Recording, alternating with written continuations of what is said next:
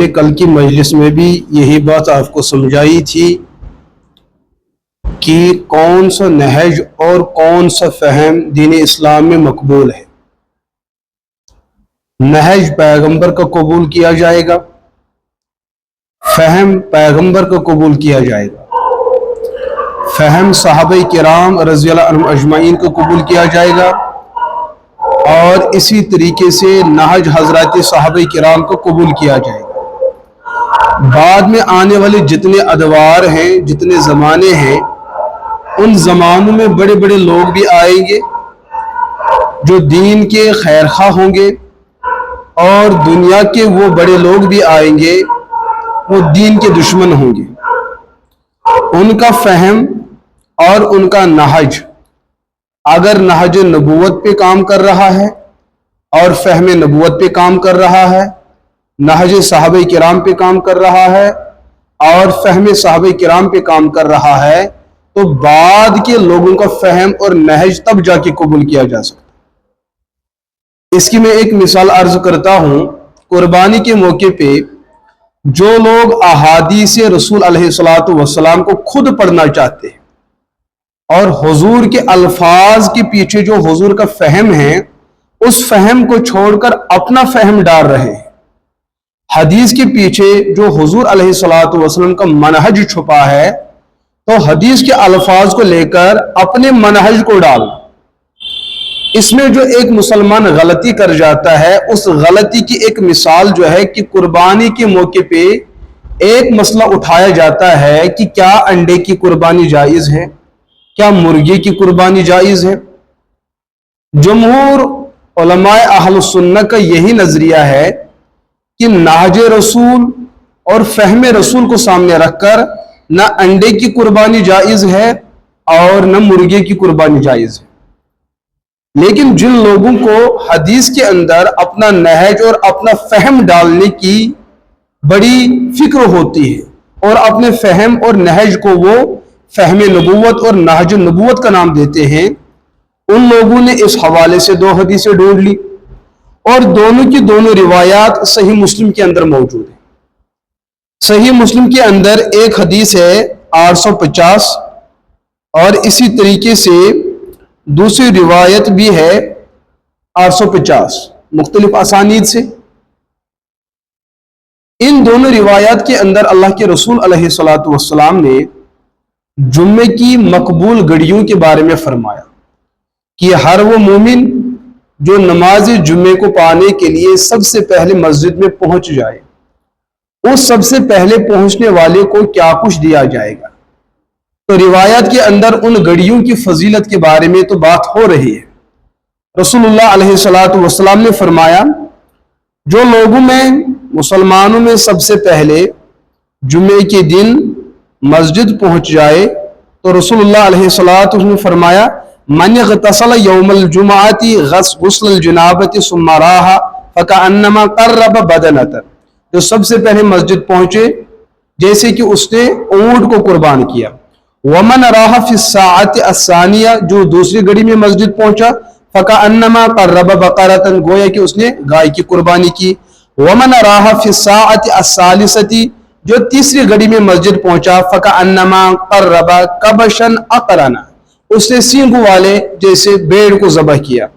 ومن راح فی الساعۃ الرابعہ، جو چوتھی گھڑی کے اندر مسجد پہنچا فکأنما قرب دجاجۃ، گویا کہ اس نے مرغی کو قربان ذبح کیا یا مرغی کو قربان کیا۔ ومن راح فی الساعۃ الخامسہ، اور جو پانچویں گھڑی کے اندر مسجد کے اندر جمعے کے ارادے سے آیا فکأنما قرب بیضۃ، گویا کہ اس نے انڈے کو قربان کیا۔ اسی طریقے کی دوسری روایت مسلم کے اندر بھی ہے۔ تو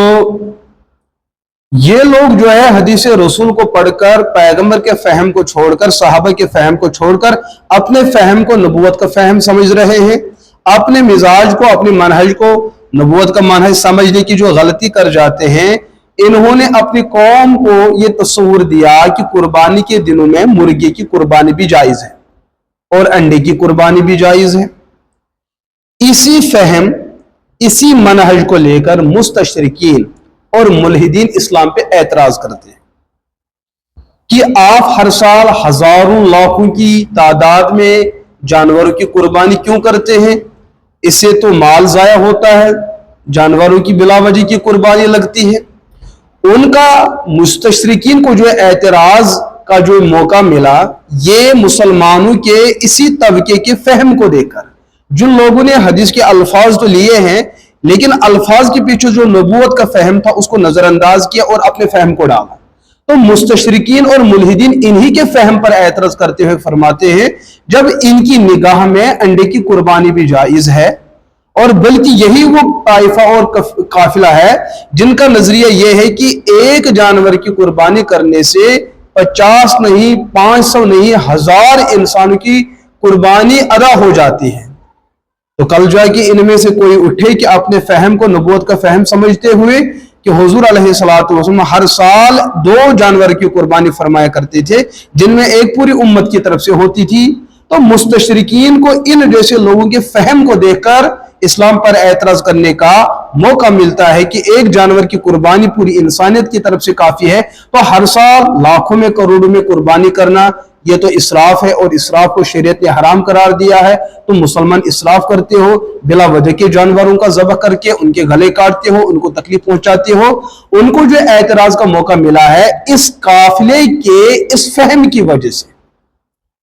اگر ان روایت پہ غور کیا جائے، یہاں پر قربانی کا معاملہ نہیں بلکہ جمعے کے دن صبح طلوع فجر سے لے کر جمعے تک جو گھڑیاں اور جو ساعات قبولیت کی گھڑیاں ہیں، ان گھڑیوں میں جو جس گھڑی میں مسجد کو پہنچے جمعے کی نیت کے ساتھ، اس کو کتنا کچھ اجر ثواب دیا جائے گا، گویا کہ ایک اونٹ ذبح کرنے پر جتنا ثواب دیا جاتا ہے اس پہلے شخص کو مسجد میں داخل ہونے پر اتنا ثواب دیا جائے گا، آخر میں جو داخل ہوگا اس کو ایک انڈے کو خیرات کرنے پر جتنا ثواب دیا جائے گا اتنا ثواب اس کے نام اعمال میں لکھا جائے گا۔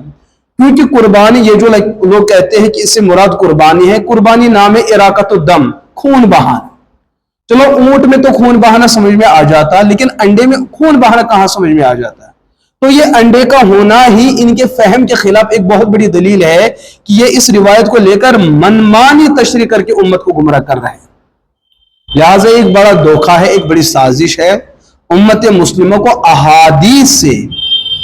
سے دور کرنے کی۔ یہ ایک سازش ہے مستشرقین کی، منکرین حدیث کی، کہ نئی نسل اور نئی پیڑھی کو احادیث رسول سے اعتماد ختم کرنے کی ایک بڑی سازش ہے۔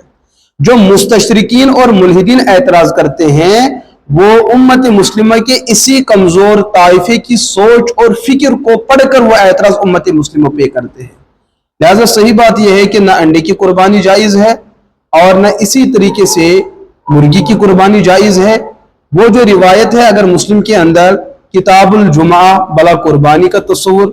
نماز جمعہ میں جانے کے لیے ثواب اور ان گھڑیوں میں جو جس وقت پہنچے ان کے درجات کا ذکر ہے، اور انہوں نے حدیث کے الفاظ کو لے کر حضور کے فہم کو نظر انداز کر کے اپنا فہم اس میں گھسا دیا، اور ان کے ذوق میں یہ بات رہتی ہے کہ ہم جو وضاحت کرتے ہیں یہ جیسے پیغمبر کی وضاحت ہوتی ہے، اس سے بڑا الہاد اور اس سے بڑا زندقیت کا تصور شاید کہ امت مسلمہ میں اس سے پہلے کبھی آ چکا ہو۔ لہٰذا اس چیز کی بڑی فکر کرے۔ آپ شہر دیوبند میں رہ رہے، اور میں نے کل بھی عرض کیا کہ علماء دیوبند کی فکر اور ان کا منہج وہ وہی ہے ما انا علیہ و اصحابی۔ آپ شہر دیوبند میں رہ رہے، مرکز علوم اسلامیہ آپ کے پاس موجود ہے، اپنے روزمرہ کے مسائل، اپنے روزمرہ کے نظریات کے بارے میں دارالعلوم سے ہر وقت رجوع کرتے رہے۔ دنیا کی کوئی باطل طاقت نہ آپ کے اعمال کو برباد کر سکتی، نہ آپ کے عقائد اور فکریات کو برباد کر سکتی۔